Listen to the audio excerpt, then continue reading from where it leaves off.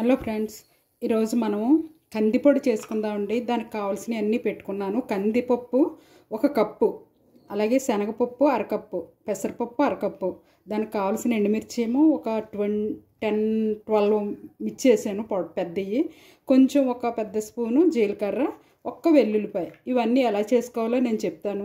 ఇది చేసుకోవడం వల్ల మనకి చాలా ఉపయోగం ఉంది. ఎందుకంటే ఏది కర్రీ లేనప్పుడు ఈ కందిపొడి వేసుకుని కాస్త నూనె నెయ్యో వేసుకుని తినేస్తే చాలా బాగుంటుంది. అలాగే మనం ట్రై చేద్దాం.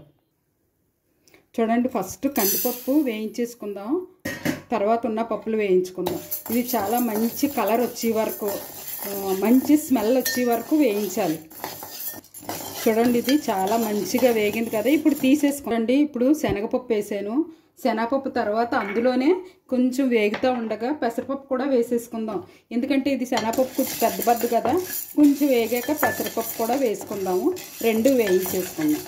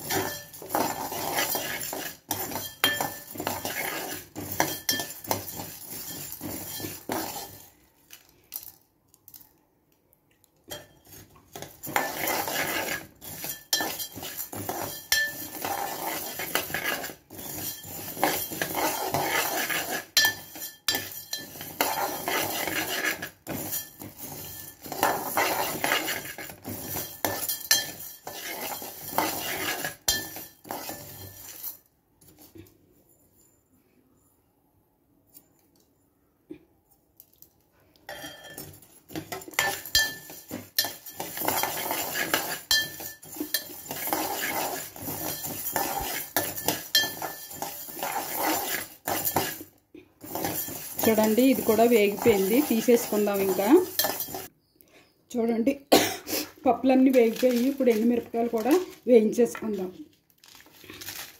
ఇది సగం వేగుతుండగా జీలకర్ర వేసుకుందాం అండి. చూడండి, సగం వేగాయి. అందులో మనం జీలకర్ర, ఉప్పు కూడా వేసేసుకుందాం. ఉప్పు వేసుకోవడం వల్ల మనకి పొడి ఏ విధంగానూ పాడవదనమాట. అందుకని ఉప్పు కూడా వేయించేస్తున్నాను. చూడండి, అన్నీ వేగిపోయి ఇంకా ఆపేసుకుందాం. చూడండి, మిక్సీ పట్టేసుకుందాము. పప్పు కొంచెం నలిగాక ఎండుమిరపకాయలు అవి వేసి మిక్సీ పట్టేద్దాం. చూడండి, మిక్సీ పట్టేసాను. చిన్ని గరుకుండేలాగా పట్టాను అనమాట. అలాగే పట్టుకోవాలి. చూడండి, ఎంతో చక్కనైన కందిపొడి రెడీ అయిపోయింది. ఇలా మనం చేసుకుని తిని చూడండి, అది మీరు వడ్డించుకోండి, చాలా టేస్ట్గా ఉంటుంది. ఇలాగ మీరు కర్రీస్ లేనప్పుడు దీంతో తినేయచ్చు. ఒక ఎగ్ ఉడకబెట్టుకుని దాన్ని ప్రక్కన పెట్టుకుని అది ఇది అన్నీ చక్కగా తినేయచ్చు. ఓకేనండి, బాయ్. మరొక డిష్తో మళ్ళీ కలుసుకుంటాం. ఇది మీకు నచ్చిందో లేదో కామెంట్లో చెప్పండి. ఓకేనండి, బాయ్.